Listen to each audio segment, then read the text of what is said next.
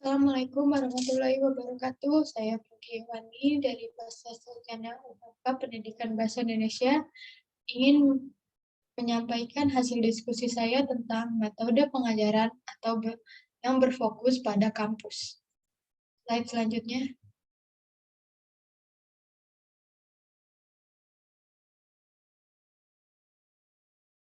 Pembahasan. Poin pertama, ada 5 perspektif tentang pengajaran. Poin kedua, ada asal-usul model desain ruang kelas. Poin ketiga, ada ceramah transmisif belajar dengan mendengarkan.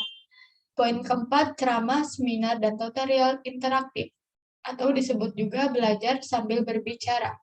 Poin kelima, ada magang, atau biasa disebut juga belajar sambil melakukan. Poin keenam, pada pembelajaran berdasarkan pengalaman, atau disebut juga dengan belajar sambil melakukan.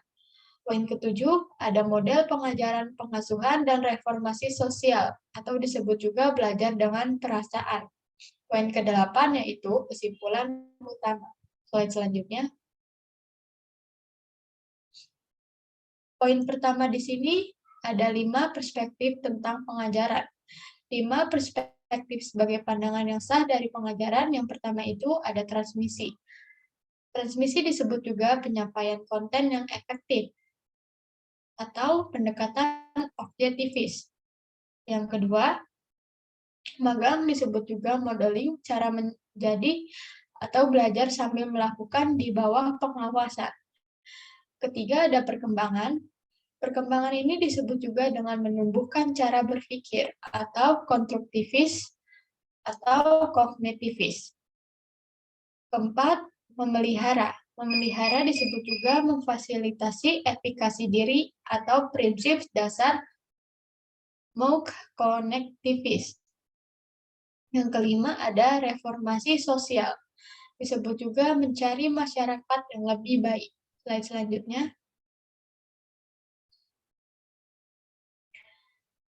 Asal-usul model desain ruang kelas. Institusi kita adalah cerminan dari waktu di mana mereka diciptakan.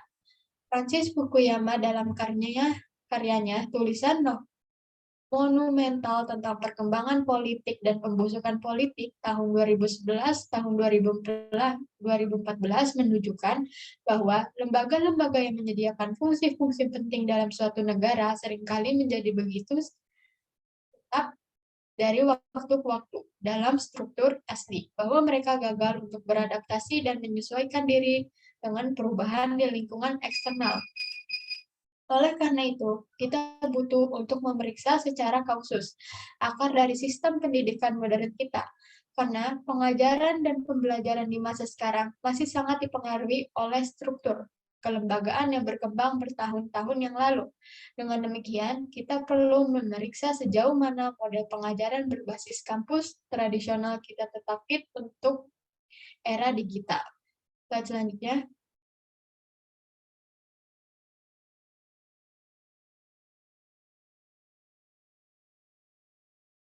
Ceramah transmisif atau belajar dengan mendengarkan. Salah satu bentuk pengajaran di kelas yang paling tradisional adalah ceramah. Definisi ceramah adalah eksposisi berkelanjutan oleh seorang pembicara yang ingin agar audiens mempelajari sesuatu. Asal-usul ceramah transmisif dapat ditelusuri kembali sejauh zaman Yunani dan Romawi kuno. Selanjutnya.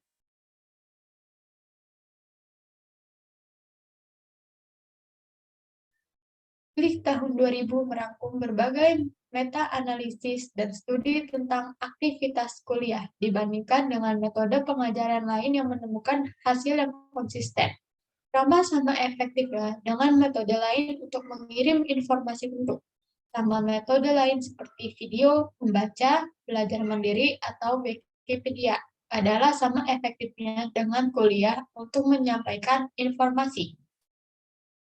Kedua, kebanyakan kuliah tidak seefektif diskusi untuk mempromosikan pemikiran. Ketiga, kuliah umumnya tidak efektif untuk mengubah sikap atau nilai atau untuk membangkitkan minat dalam subjek. 4, kuliah relatif tidak efektif untuk mengajarkan keterampilan perilaku. McKenzie dan Stepinski 2006 percaya bahwa ceramah paling baik digunakan untuk, pertama, menyediakan materi terkini yang tidak dapat ditemukan di satu sumber. Kedua, meringkas materi yang ditemukan dalam berbagai sumber. Ketiga, menyesuaikan materi dengan kepentingan kelompok tertentu. Keempat, awalnya membantu siswa menemukan konsep kunci, prinsip, atau ide. Kelima, pemikiran asli pemodelan. Dan selanjutnya, ceramah, seminar, dan tutorial interaktif belajar sambil berbicara. Dasar teori dan penelitian untuk dialog dan diskusi. Para peneliti telah mengidentifikasi perbedaan, seringkali secara intuitif diakui oleh instruktur, antara pembelajaran yang bermakna dan pembelajaran hafalan.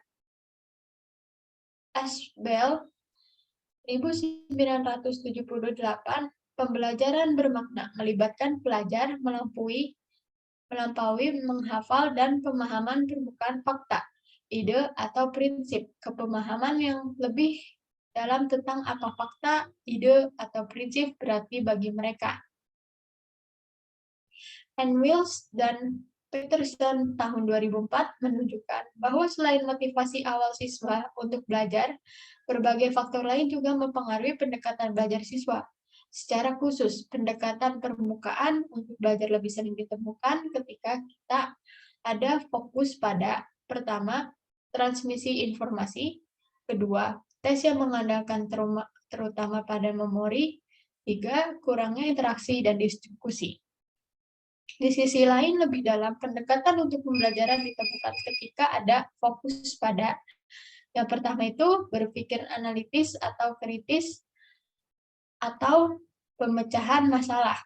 Yang kedua, diskusi kelas. Ketiga, penilaian berdasarkan analisis, sintesis, perbandingan, dan evaluasi. Slide selanjutnya.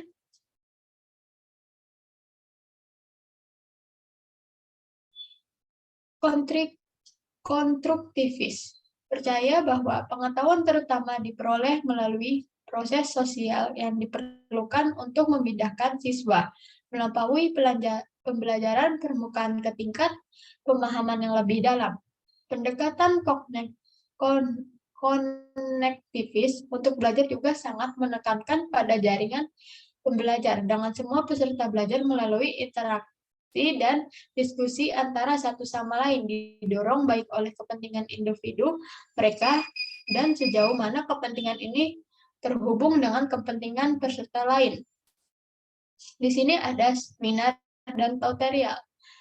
Yang pertama itu, sebuah seminar adalah pertemuan kelompok, baik tatap muka atau online, di mana sejumlah mahasiswa berpartisipasi setidaknya aktif sebagai guru. Meskipun guru mungkin bertanggung jawab untuk desain dari pengalaman kelompok, seperti memilih topik dan menugaskan tugas kepada siswa secara individu. Yang kedua, sebuah tutorial adalah sesi satu-satu antara guru dan siswa atau kelompok yang sangat kecil. 3 atau 4 siswa dan instruktur, di mana peserta didik setidaknya sama aktif dalam diskusi dan presentasi ide-ide sebagai guru.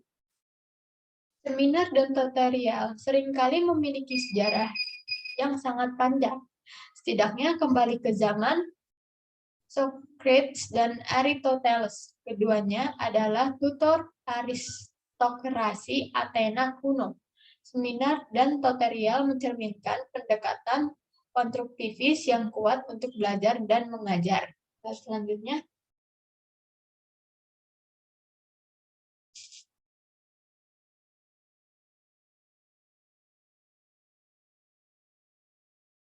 magang belajar sambil melakukan.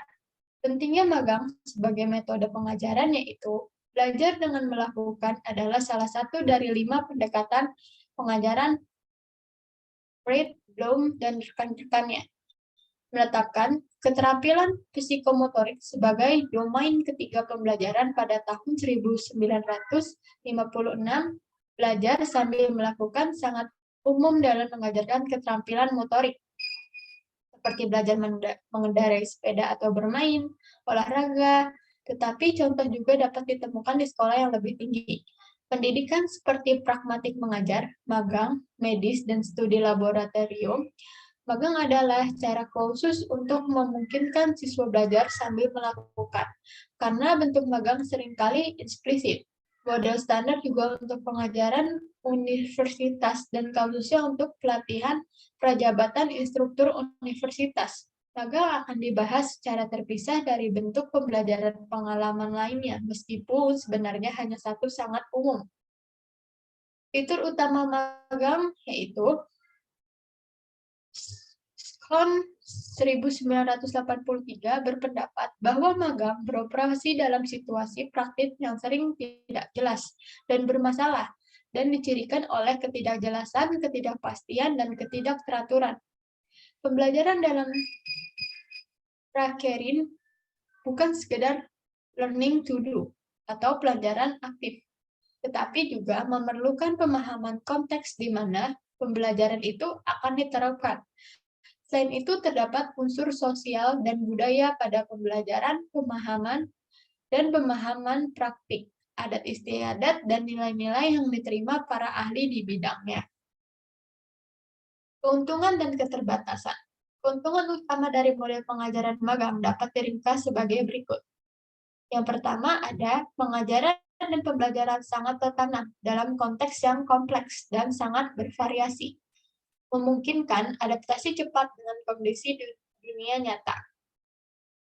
Kedua itu manfaat waktu para ahli secara efisien, yang dapat menginteraksikan pengajaran dalam rutinitas kerja reguler mereka.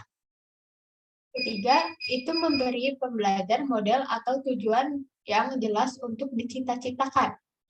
Keempat, itu membudayakan peserta didik dengan nilai dan norma perdagangan atau profesi. Di sisi lain, ada beberapa keterbatasan serius dengan pendekatan magang, terutama dalam mempersiapkan pengajaran universitas. Yang pertama itu, sebagian besar pengetahuan master bersifat diam-diam. Kedua, para ahli sering mengalami kesulitan dalam mengungkapkan secara sadar atau verbal skema dan pengetahuan.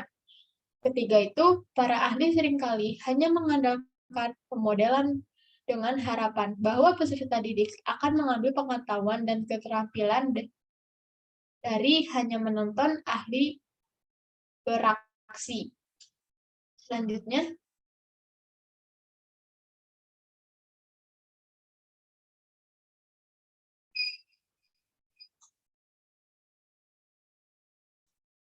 pembelajaran berdasarkan pengalaman belajar sambil melakukan. Ada sejumlah pendekatan atau istilah yang berbeda dalam judul yang luas ini, seperti pelajaran, pengalaman, pembelajaran kooperatif, pembelajaran petualangan, dan magang. Apa itu pelajaran pengalaman? Ada berbagai desain yang bertujuan untuk menanamkan pelajaran dalam konteks dunia.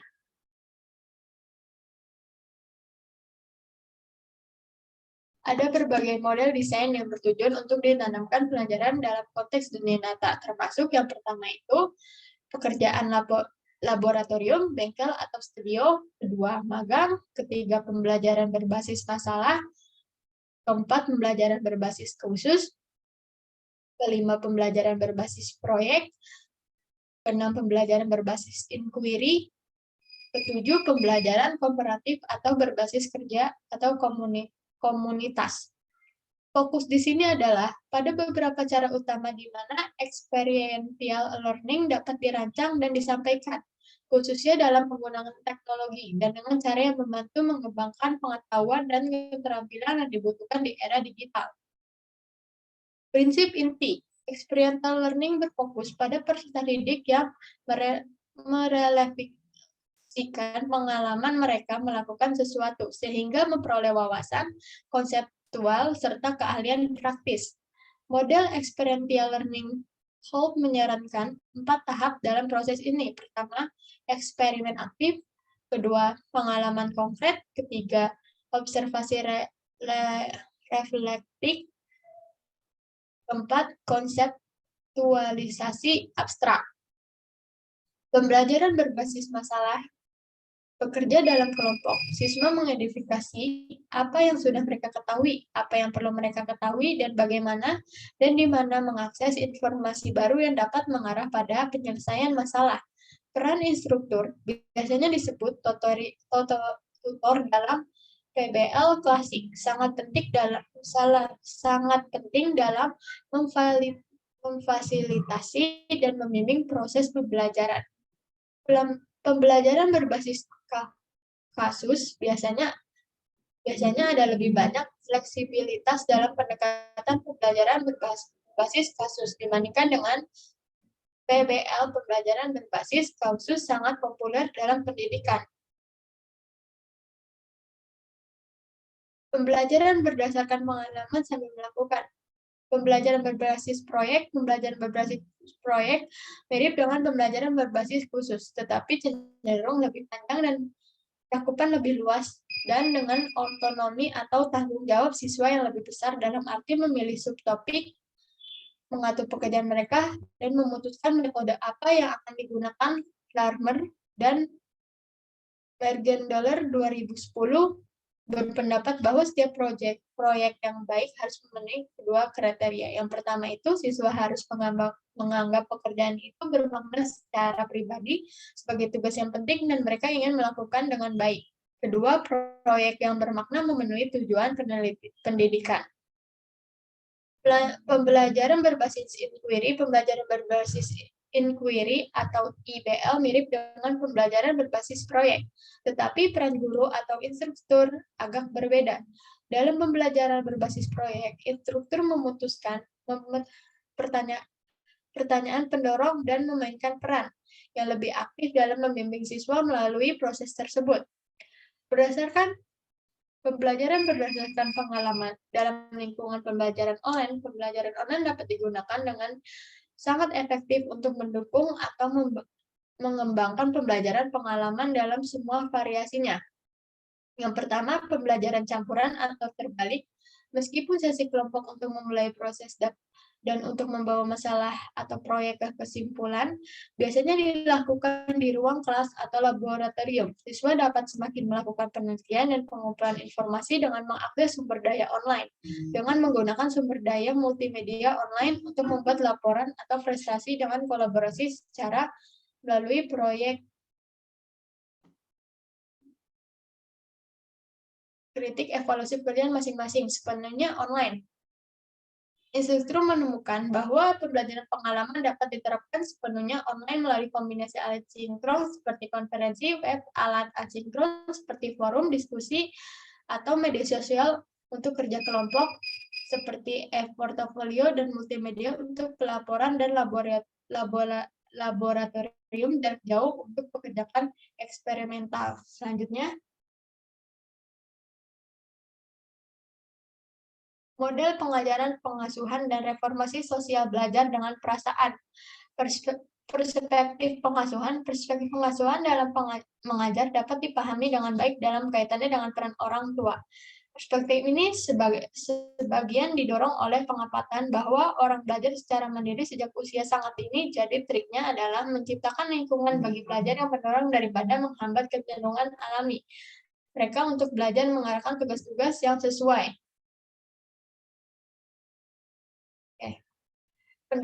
Pendapat Fred di sini ada guru yang memegang perspektif reformasi sosial paling tertarik untuk menciptakan masyarakat lebih baik dan memandang pengajaran mereka sebagai kontribusi untuk tujuan itu. Perspektif mereka unik karena didasarkan pada cita-cita yang dinyatakan secara refleksif.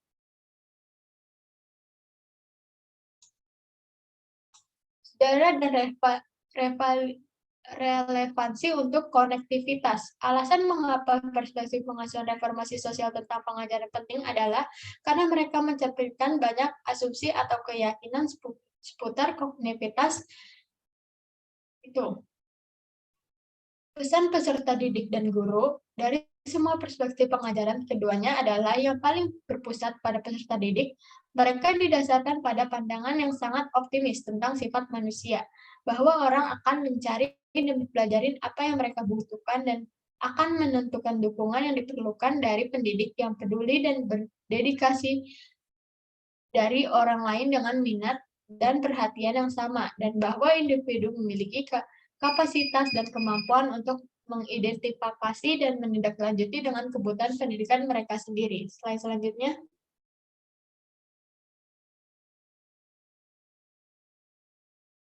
Kesimpulan utama. Kaitan epistemologi, teori pembelajaran, dan metode pengajaran, pragmatisme mengalahkan ideologi dalam pengajaran. Meskipun sering ada hubungan langsung antara metode pengajaran, teori pembelajaran, dan posisi epistemologis, hal ini tidak selalu terjadi. Sangat menggoda untuk mencoba menyusun tabel dan dengan rapi memasukkan setiap metode pengajaran ke dalam teori pembelajaran tentu, dan setiap teori ke dalam epistemologi tertentu. Tetapi sayangnya, pendidikan tidak serapi ilmu komputer sehingga akan menyesatkan untuk mencoba melakukannya. Klasifikasi ontologis langsung, misalnya kuliah transmisif, mungkin terstruktur sedemikian rupa untuk memajukan kognitivis daripada pendekatan behavioris untuk belajar, atau sesi kuliah dapat menggabungkan beberapa elemen seperti transmisi informasi, belajar dengan melakukan, dan diskusi. Puritan mungkin berpendapat kesimpulan utama di sini yaitu metode pengajaran tidak ditentukan oleh teknologi.